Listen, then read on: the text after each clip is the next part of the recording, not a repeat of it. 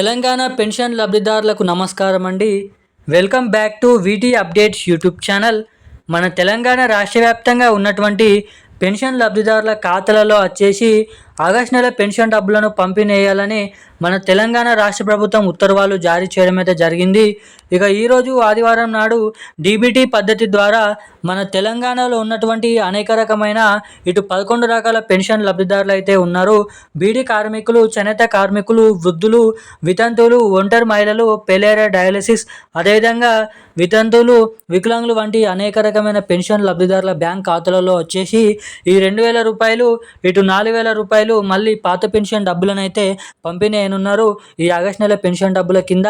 ఇక ఈ సెప్టెంబర్ నెల చివరి వారం అంటే సెప్టెంబర్ నెల 30వ తారీఖు వరకు మనకి ఆగస్టు నెల పెన్షన్ డబ్బులు జిల్లాల వారీగా పంపిణీ అయితే అవుతుంటాయి. ఇక మనకి ఈరోజు వచ్చేసి ఎటువంటి జిల్లాలలో ఈ పెన్షన్ డబ్బులను మన రాష్ట్ర ప్రభుత్వం పంపిణీ అయినుందో మనం ఈ వీడియోలో సమాచారాన్ని అయితే తెలుసుకుందాము.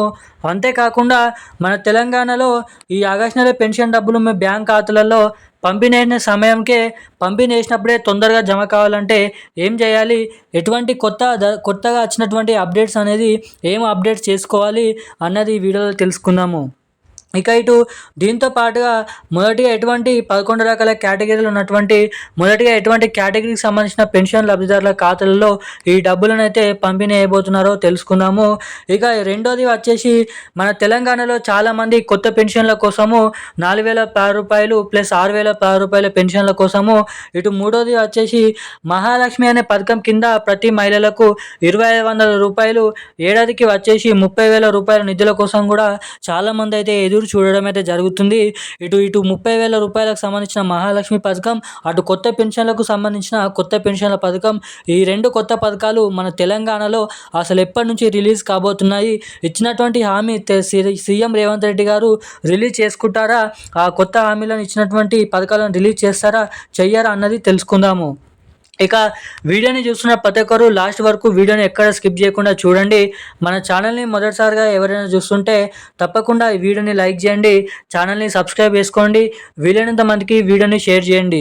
అసలు ఇప్పటి వరకు వీడియోని చూస్తూ కూడా వీడియోని లైక్ చేయని వారు, ఛానల్ని సబ్స్క్రైబ్ చేయని వాళ్ళు ఎవరైనా ఉంటే తప్పకుండా మన ఛానల్ని అయితే సబ్స్క్రైబ్ చేసుకొని వీలైనంత మందికి వీడియోని అయితే షేర్ చేయగలరని అయితే మిమ్మల్ని అయితే కోరుతున్నాను.